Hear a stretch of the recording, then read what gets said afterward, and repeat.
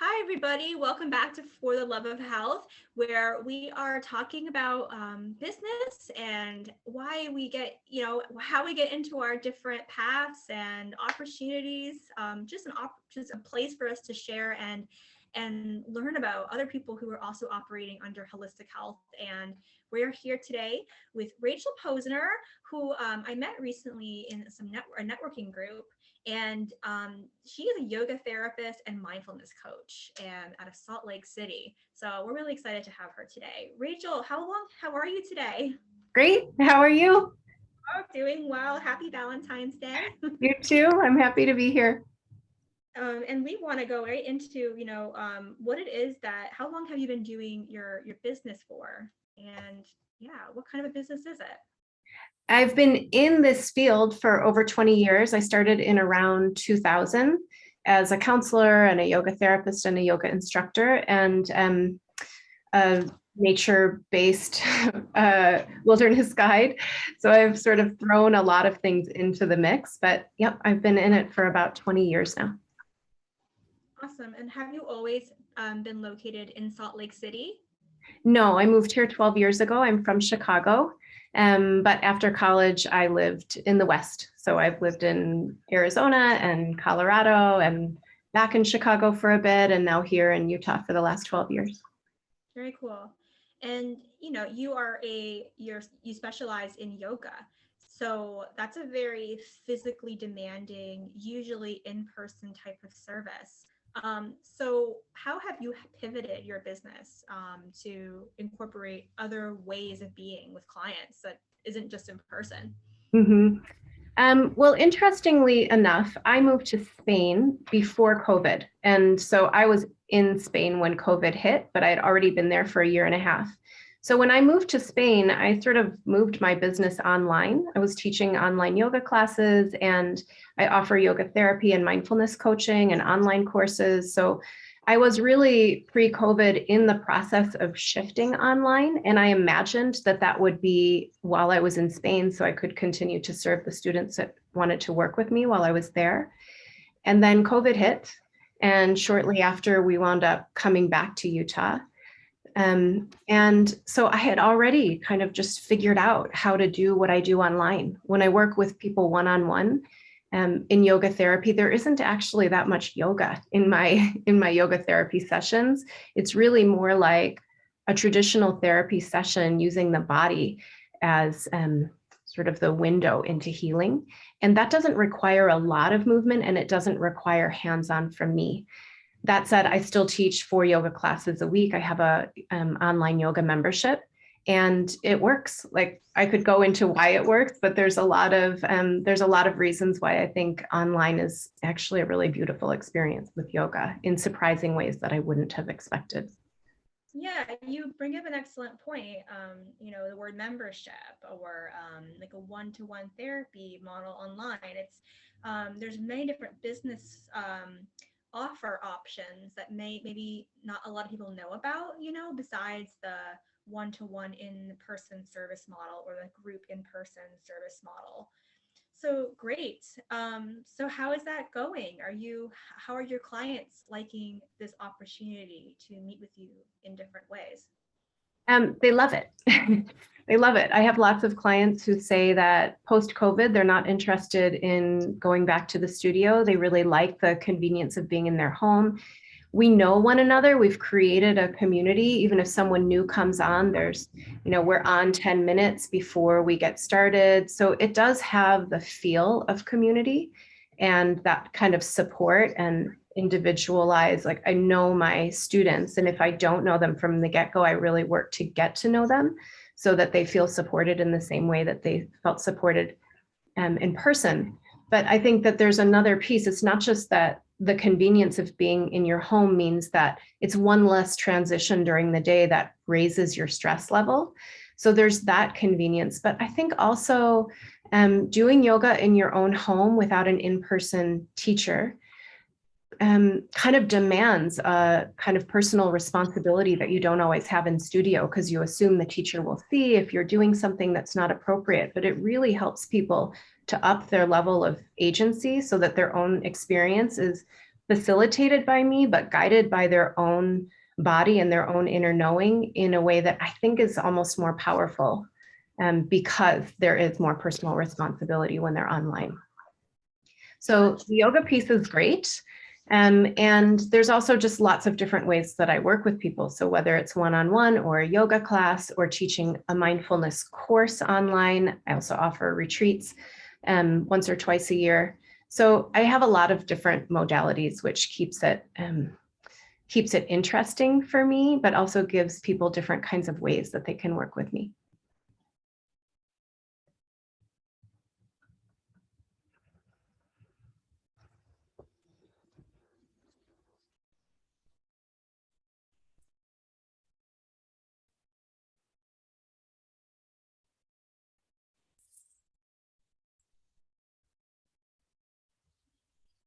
So I'm just pausing for a sec because I think that we're frozen. But I guess I'll just continue that thread for a moment around people working on their own. I think there's another thing that I find in healing modalities, that there does need to be such an emphasis on being trauma sensitive, because of course we all have trauma, right? But some people are really working through it, and we don't always know that, especially in a yoga class. We don't know what people are bringing with them. Certainly if I'm working with someone one-on-one, I have more information. But in a yoga class, we don't always have that kind of information. And I think one of the things that I also like about working online is there's a kind of intimacy when you're looking at someone, but there's also a layer of protection that I feel like gives people a little bit more, again, agency and control of the situation. So if they're working in the thick, if they're in the thick of working with a traumatic experience, there's a safety, I think, that we can get online that's a little different than in person, that I really appreciate as well. And I've received that feedback from my clients as well.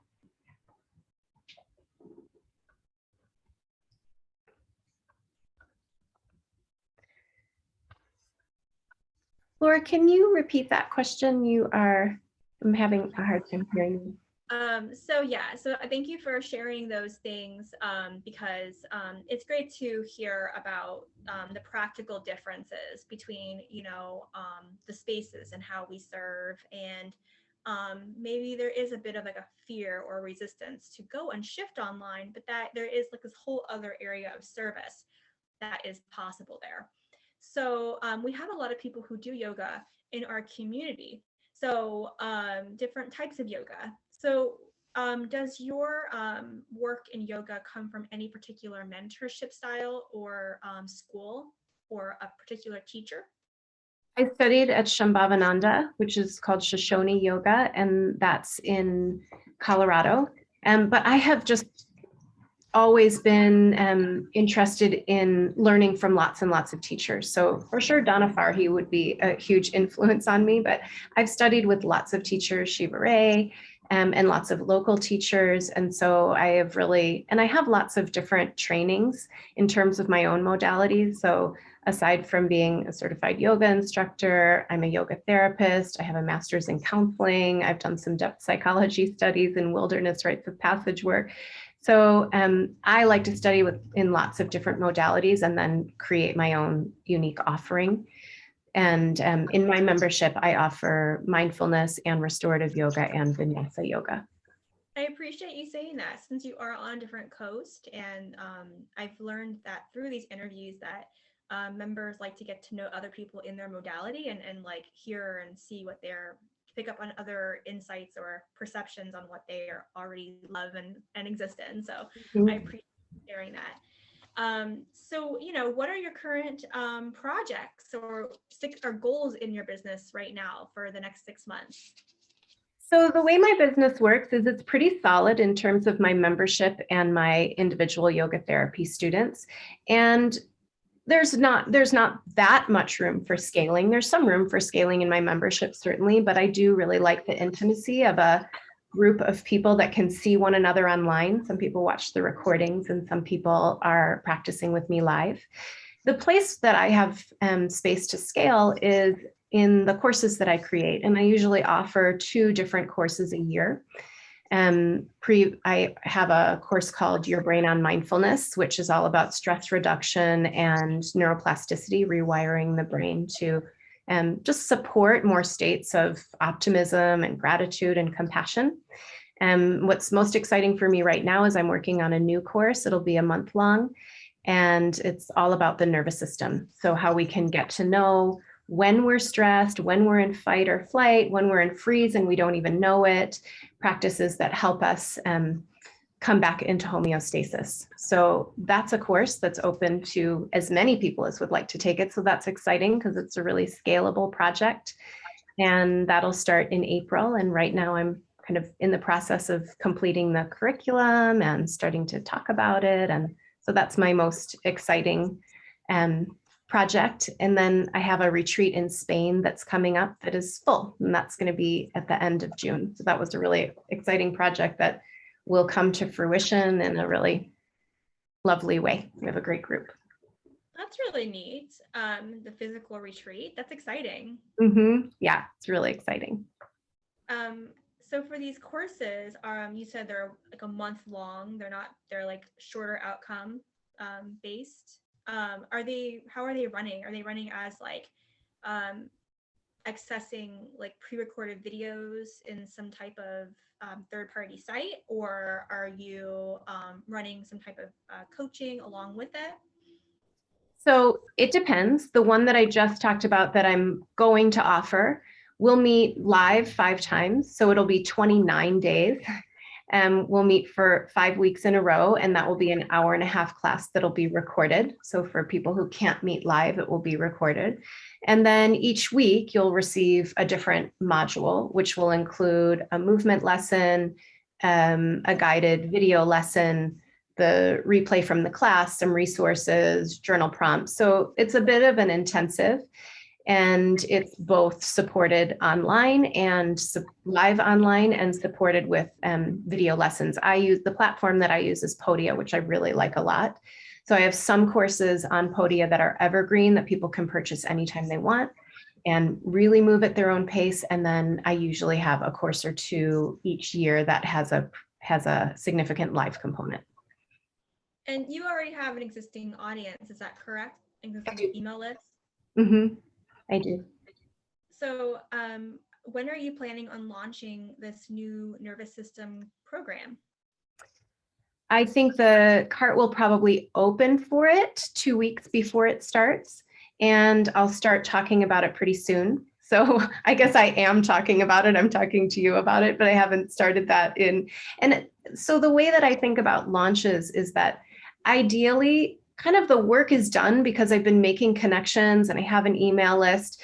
And then instead of having this really intense 2-week launch where I feel like this is it, my hope is that by the time I open the cart, people already know about it. They're excited about it. I've created some collaborations and affiliations so that other people are also excited about it and kind of helping me promote it, so that I try to take the intensity out of the launch. So instead of thinking about it as I'm selling this program for a week and hoping to get a bunch of people to sign up, I think about it as like I'm always marketing and getting my name out there, and then people are joining my list and they're ready and kind of waiting for this cart to officially open.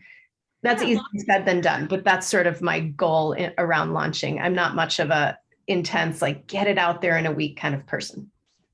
Yeah, well, launches are generally longer than a week, but they do, no matter what, like it's science. It's a science experiment. Like even though you have a mathematical estimate, like you're releasing those outcomes no matter what. It's just a way to get like a certain level of momentum and excitability and passion. Yeah. So it's like if you want to show up, it's kind of like, if you decide to do a Reels video one day, do you really want to? Like, are you excited about it? Is it fun for you? Yeah. So some people that marketing isn't fun, or it's fun, but like they don't really want to do the whole process. They want to do parts of it, which is fine. So yeah, it's great to hear that you have something that's coming together and that it's going to be, a hybrid that incorporates these things. So what would you say is like you're a challenge right now in life? It doesn't have to just be in business, life, health, anything. I mean, my biggest challenge in business is definitely marketing. It's one of the reasons that I love things like podcasts. I love showing up and talking to people and having a conversation. For me, that's an easy, really fun way, and also a really intimate way to talk about my work. In general, I really love the work of working with people. I don't love the work of finding those people on the front end, but so I've been, in the past couple of years, just the challenge is always figuring out what the best kind of visibility is for me. And so that's why I really like podcasts. That feels like that's a really good way for me to share what I do in a way that feels fun and energizing for me. That said, those kinds of things are a challenge. It's a challenge for me to figure out SEOs. It's a challenge for me to do that kind of back end stuff, because the truth is what I like most is actually doing the work, but all of that back end stuff is part of the work and part of finding the people that need your work. So yeah, that's my challenge. Yeah, I love that. I think that's going to be the heart of this interview today is what just happened, those quotes, because I think that a lot of people have a hard time with that too. With that, the sense of opportunity in, when people get the message at the right time, it feels great. And we want to just find ways to replicate that enough so that we can really just serve. Because that's kind of the heart of it, is that we want to serve and get people past the sales part and into the part where they're actually going to be accessing this ability to transform their skill sets and their life. So yes, speaking to that, like, what's a big recent win that you've had in your personal life, in your business, something that was just like a big aha moment that is worth celebrating right now?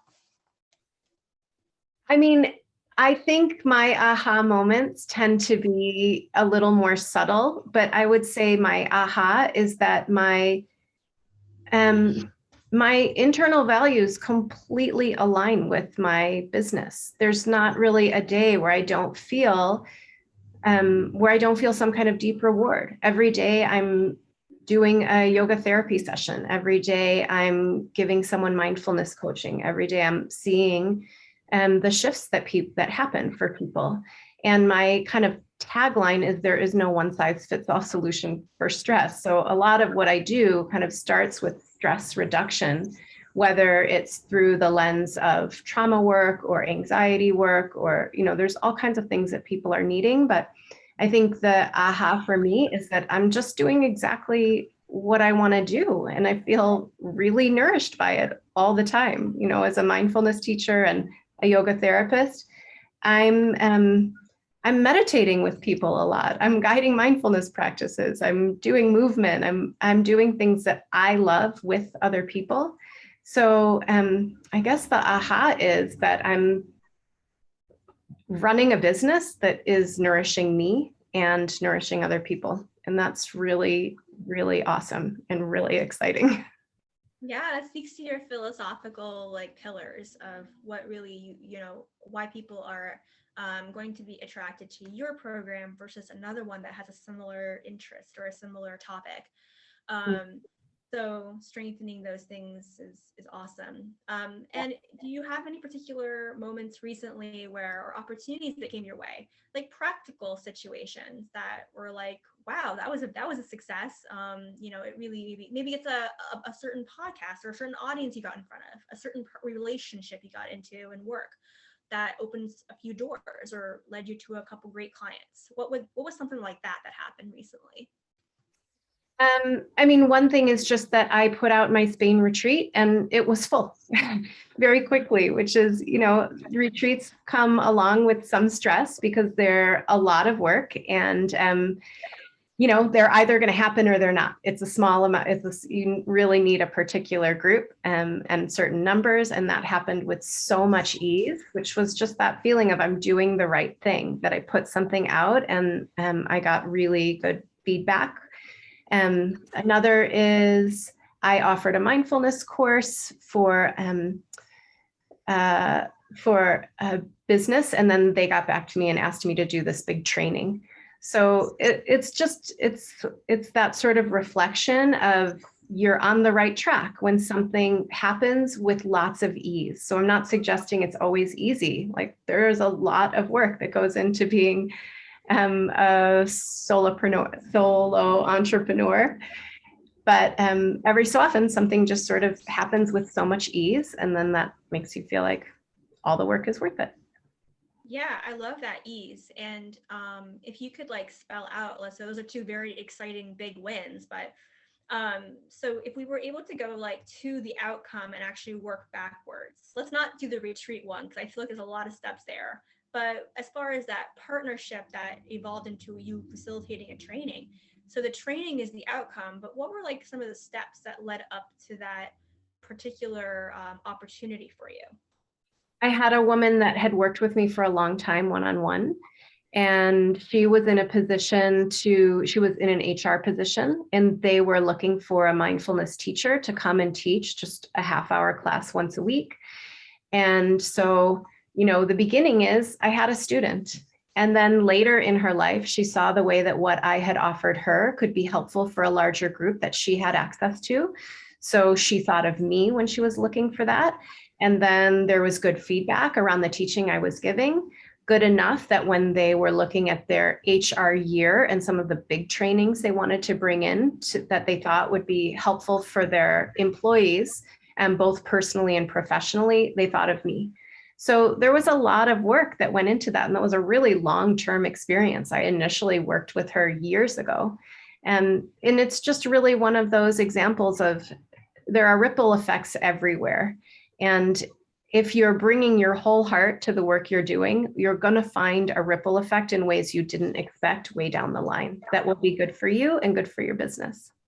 Absolutely. And that's also a perfect example of a really strong referral relationship where you obviously gave amazing success, provided opportunity for an amazing successful journey with this client who then wanted to bring you to their larger circle, kind of showing two things. One, that we don't need a million different audiences to be in front of to get to the goals we need to, but also the fact that you now have experienced that outcome. So you can always then achieve that outcome again, putting it the outcome first, right? Like, oh, I would like to, in my marketing strategy this year, I would like to get a training in front of an HR community again. Oh, how did I do that? Oh, I nurtured a client and I asked them, or that I asked those clients directly, what audiences do you have that maybe might thrive on having me come and do a mindfulness class?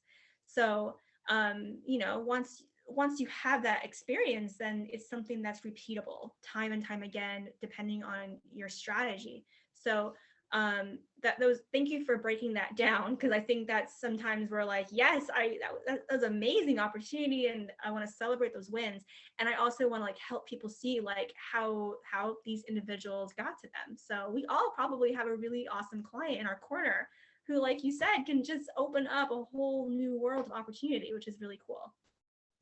Well, thank you so much for coming on today, Rachel, and sharing just a little bit about what it is that you're doing and how you're serving. You're welcome. Thanks for having me. I appreciate it.